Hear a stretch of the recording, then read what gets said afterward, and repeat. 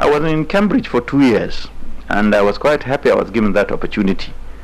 I learned Chinese language, both speaking and character-wise.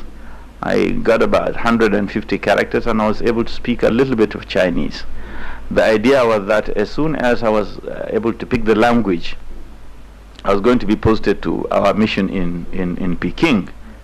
So this was unfortunately not the issue. To my surprise, after I spent my time and government spent their money, and really I suffered, and I was able to speak a little bit of the language. When I came back to Lagos, ready to go to China, then the posting came out. Then I was posted to Uganda instead of China. Then I had no power to reject that. So I went to Uganda instead of China.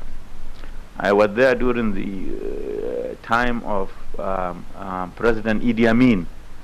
This was during the wind of change, the revolutionary period of Uganda. It was quite an experience. I stayed there for about 2 years. My ambassador was retired Ambassador Adefope. 2 years in Uganda, then I got a letter I should go to China. But before then, I was asked to accompany the foreign minister, who was Aripo then, Mr. Okoye Aripo, and General Gowan, then the head of Nigeria, or the head of state of Nigeria, gave him a special message to take to India, Pakistan, and China, and some part of the Far East. So I was included in the delegation because of the simple fact that I could speak a little bit of Chinese. So before I took my position as posted to China, I was asked to go on this tour first. So I undertook the tour, which lasted about 2 months with this foreign minister. We came back, we wrote a report and gave it to the head of state, General Gowan then. Then ready to go to China, I was told not to go to China, I should go back to Uganda again. So I had to go back to Uganda. So after Uganda, then I was asked to go to India again. So I went to India, and in India I was there for quite a long period. For 4 to 5 years I served in India. I was then the head of chancery in New Delhi. My ambassador was Soji Williams, who has now retired. Then when he retired in 1976, before the new ambassador was posted, I was asked to act as an ambassador to India, Nigeria ambassador. Now, I had the opportunity of serving in that capacity for a whole year. Then in 1977, I decided voluntarily to come back home because I had enough of it, for 2 reasons. First reason was that I had some disagreement with the new ambassador who was appointed then. It's not good to mention names, but this is what has happened. Then from there, I came back to Lagos in 1977. Then after a short period, I voluntarily retired and went into politics.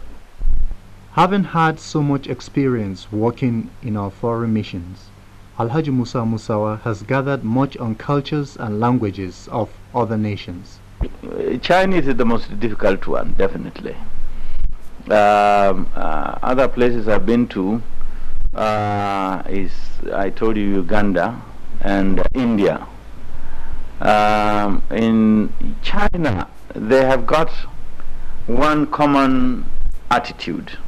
They are very, very, very courteous, Chinese, and they are very, very hospitable.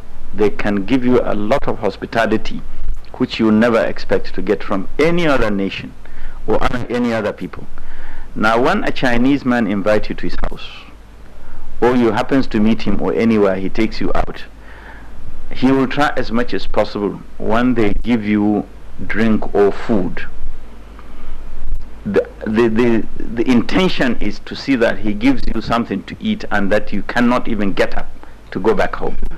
If it is something, if they want to give you a drink, they will give you something to drink, and by the time you finish, probably all you need to do is to be carried to their bed, and then in the morning they will tell you that, oh, you had a good time yesterday. So each time they give you food, you continue to tell them, wachita tai paula, So this means that you have given me enough, and I am to the beam, or to my neck, or to my collar. But they will say, okay, try, keep on. But he keep on telling them, "Wachita tai paula." Now, so at least this is something which I'll never forget. But I told you Chinese is a very, very difficult language. Now, coming back to India. India, I was there for quite some time. Certainly, I don't speak Indian, but my children, some of them, because I stayed there for 4 years, they still speak very fluent Hindi language. The Ugandans, they speak mostly Swahili. Not only Swahili, they speak another language, which I think is their dialect. That also, I think my wife is an expert on that. I never bothered. I wish she's here. She would certainly give you some few sentences that will interest you. So it is something which I think I was grown up, and certainly since English language is the official language, I was more or less concentrating on that. Certain people take it as if there was actually a problem with General Idi Amin as of that time. And so many people were wondering why there was never a coup d'etat against him in the country. Are there any reasons why people, is it that the Ugandans liked Idi Amin, or what was the reason for his being able to stay so long in power that it even took somebody else from outside the country to aid in toppling him? Well, I'm not a military man. I don't think I am in a good position to answer that question, but I think from my experience, I can say if somebody had the opportunity to rule you and he has got all the triggers under his thumb, there is nothing you can do but to accept him, at least until when you are able to plan to get his fingers off the trigger.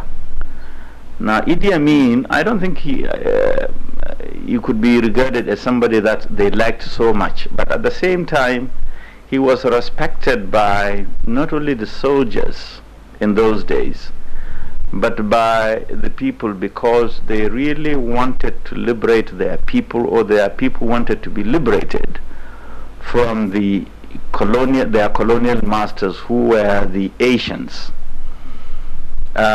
This problem of Asians dominating East Africa is not only common in Uganda, but if you go to Kenya now, you will see that Kenya is a miniature of New Delhi. All the shops, the economic life, the social life, the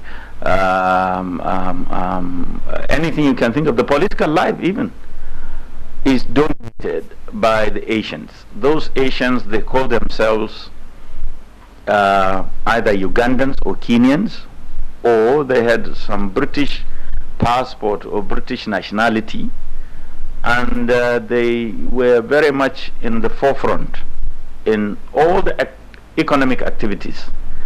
Now, Uganda was not an exception, and the people really wanted to take a reign of affairs of their country, and nobody really came forward to help them.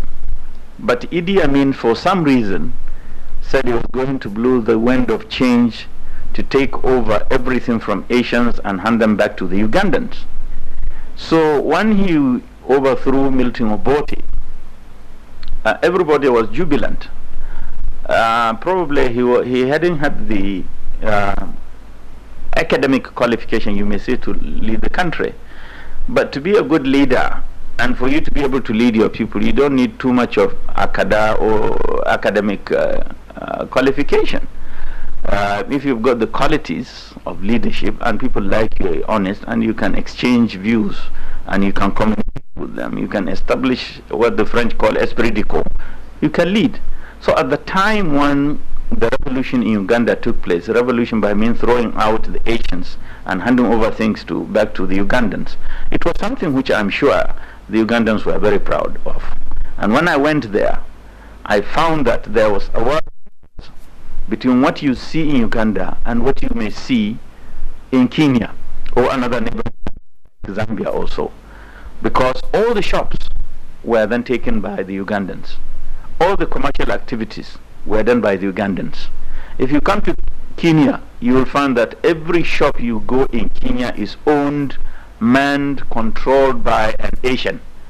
A Kenyan, they are just there as shop boys, or some kind of assistance. So Idi Amin really tried for his people, but somehow he got himself mixed up. In some way he was administering the country. He was, from all indications, already probably not only to drive Asians out of Uganda, but also to drive Europeans, expatriates, English, Americans, Canadians, and what have you. And I think that's where he started to got himself into trouble. You simply can't do everything in one go, put everything, say you must finish it at one time. I think that was the mistake he made. When he started that, then the British started campaigning against him, plotting to overthrow him through some means of international mafia, and that's how it started. But believe you me, he started very well, and the idea in his mind was to hand over Uganda to the Ugandans. But in the course of doing that, probably he, like I said, got mixed up somewhere. So for what he has achieved, if you go to Uganda today, you will hardly see any Asians, even though they're stable and their economic progress is not something to be proud of. But you got to put things in their perspective order. There is not much resources coming out of Uganda. They're dependent on one way or the other. I don't think they've got anything which can help them really to get solution to all the economic problems they may have, and including political, because during his time and other leaders, they eliminated most of the leaders who were really capable of running the country. And I think today they're trying to bring a new breed.